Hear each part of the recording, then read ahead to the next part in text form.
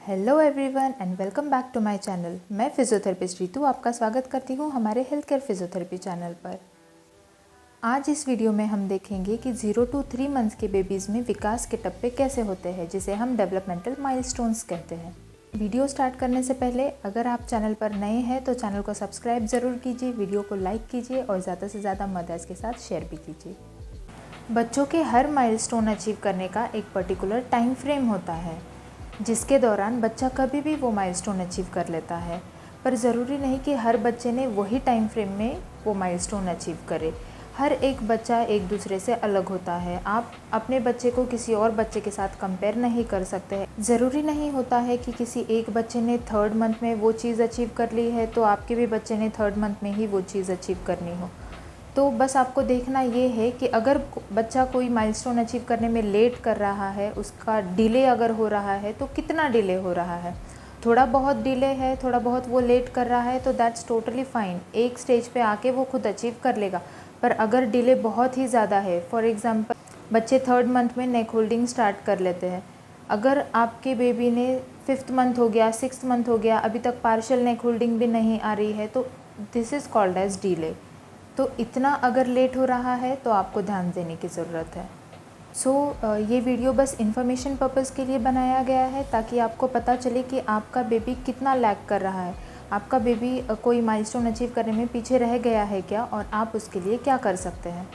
0 to 3 months ये period को transition period बोला जाता है, यानी कि बच्चा बाहर के एनवायरनमेंट से एडजस्ट करता है इस टाइम पीरियड में। तो बच्चे के लिए तो सारी चीज़ें नई होती ही है, पर माँ के लिए भी बच्चे से रिलेटेड हर एक चीज़ नई होती है। तो शुरुआत में आप बच्चे से क्या एक्सपेक्ट करते हो। तो जो शुरुआत का पीरियड होता है, जैसे 10 से 15 दिन बच्चों का वज़न कुछ ग्राम से कम होना चालू होता है। वो ऐसा क्यों होता है, क्योंकि बच्चों में जो एक्सेस बॉडी फ्लूइड होता है वो लॉस होना चालू हो जाता है। तो वो टाइम में बच्चे का कुछ ग्राम से वज़न कम होता है, जो कि बच्चे बाद में 1 महीने तक कोप अप करके वो वेट गेन उतना हो जाता है। तो सेकेंड चीज़ है सकिंग। बच्चों के ग्रोथ में हेल्प करने वाली सबसे ज़्यादा इम्पॉर्टेंट चीज़ है सकिंग। तो सकिंग एक ऐसा मिराकल रिफ्लेक्स है जो बच्चों के बर्थ से ही प्रेजेंट होता है। तो बच्चों को सकिंग सिखाने की ज़रूरत नहीं होती। जैसे ही बच्चे पैदा हो जाते हैं वो ब्रेस्ट से लैच होके अपने आप सकिंग स्टार्ट कर देते हैं। इन केस अगर बच्चा सकिंग ठीक से नहीं कर पा रहा है, वो अगर अच्छे से दूध नहीं खींच पा रहा है तो डेफिनेटली उसका ग्रोथ भी हैम्पर होने वाला है। इन केस बच्चा अगर अच्छे से सकिंग नहीं कर पा रहा है तो आप उसके ऊपर कुछ एक्सरसाइज भी कर सकते हैं, जिसके वजह से जो उनके फेस के जो मसल्स है वो स्टिमुलेट होके बच्चे अच्छे से सकिंग कर पाते हैं। वो एक्सरसाइजेस हम नेक्स्ट वीडियो में देखेंगे। थर्ड चीज़ है विजन, यानी कि बच्चे की देखने की क्षमता। तो शुरुआत के 1 महीने तक बच्चा सिर्फ 8 से 12 इंचेस तक ही देख पाता है और उनका प्रेफरेंस होता है ब्राइट कलर्स की तरफ, मतलब ब्लैक एंड वाइट कलर को वो जल्दी रिकग्नाइज कर पाते हैं। जैसे जैसे बच्चे ग्रो करते हैं 2nd मंथ 3rd मंथ में, तो वो किसी ऑब्जेक्ट पर फोकस करना भी स्टार्ट कर देते हैं। तो इस पीरियड में अगर आप उनको कोई black and white contrast cards अगर आप उनको दिखाते हो या फिर ब्राइट कलर के ऑब्जेक्ट्स, ब्राइट कलर के पेपर्स उनको दिखाते हो तो उनका विजन डेवलप होने में भी हेल्प होता है। अगली चीज़ है hearing. By birth hearing sense बच्चों का जो है वो प्रेजेंट होता है। अगर आप बच्चों से ज़ोर से आवाज़ में अगर आप बात करते हो तो वो बच्चे ज़्यादा रिस्पॉन्सिव हो जाते हैं। मतलब कुछ बच्चों में स्पीच डिले होने के चांसेस होते हैं, मतलब कोई बच्चे लेट बात करते हैं। तो इन केस अगर आप शुरुआत से ही उनसे अगर बात करते रहोगे तो बच्चों में स्पीच डिले के जो चांसेस है वो कम हो जाते हैं। नेक्स्ट आगे बढ़ते हैं हाथ और पैरों की तरफ। तो बर्थ से लेके कुछ दिनों तक बच्चों के हाथ और पैर शरीर से बहुत ज़्यादा ऐसा क्लोज होते हैं।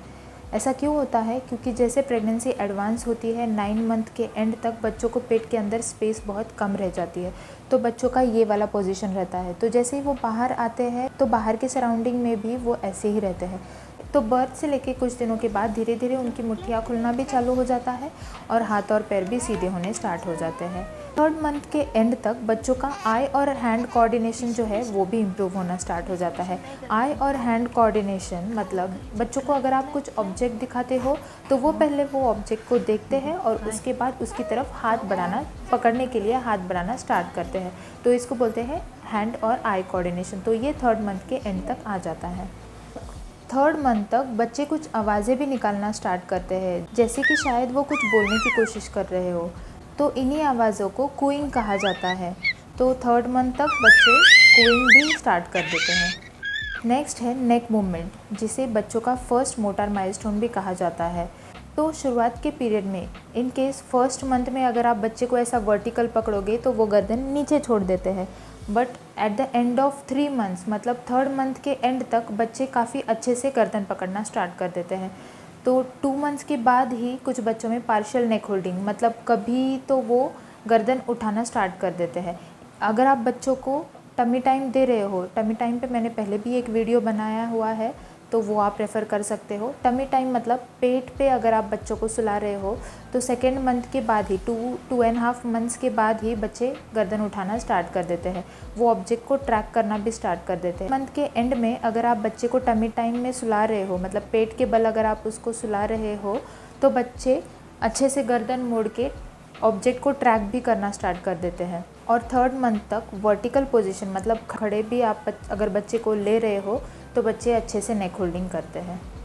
So next important point, what you can do to help baby achieve his और हर गोल्स। मतलब आप बच्चे को किस प्रकार हेल्प कर सकते हैं उनके माइलस्टोन्स अचीव करने में। तो सबसे ज़्यादा इम्पॉर्टेंट है get to know your baby first. मतलब एज अ मदर, फादर और एज एनी केयर गिवर आपके लिए भी सारी चीज़ें नई हैं।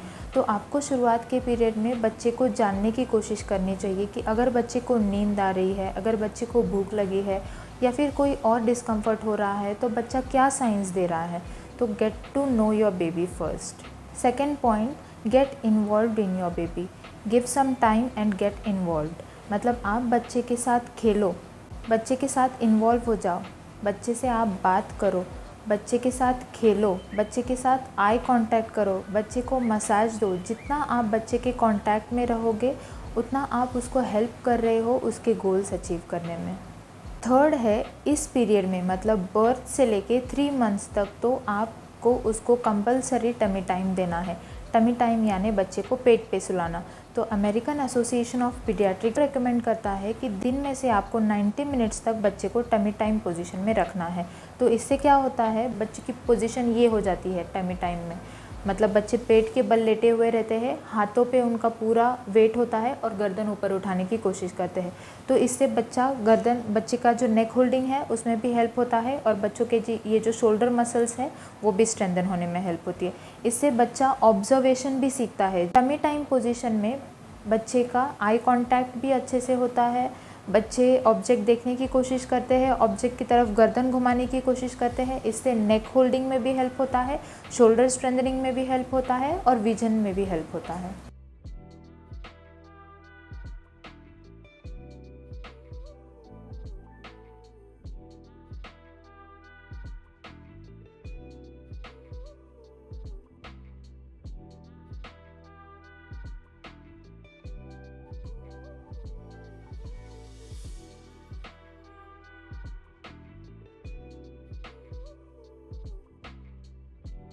I hope this video was helpful for you.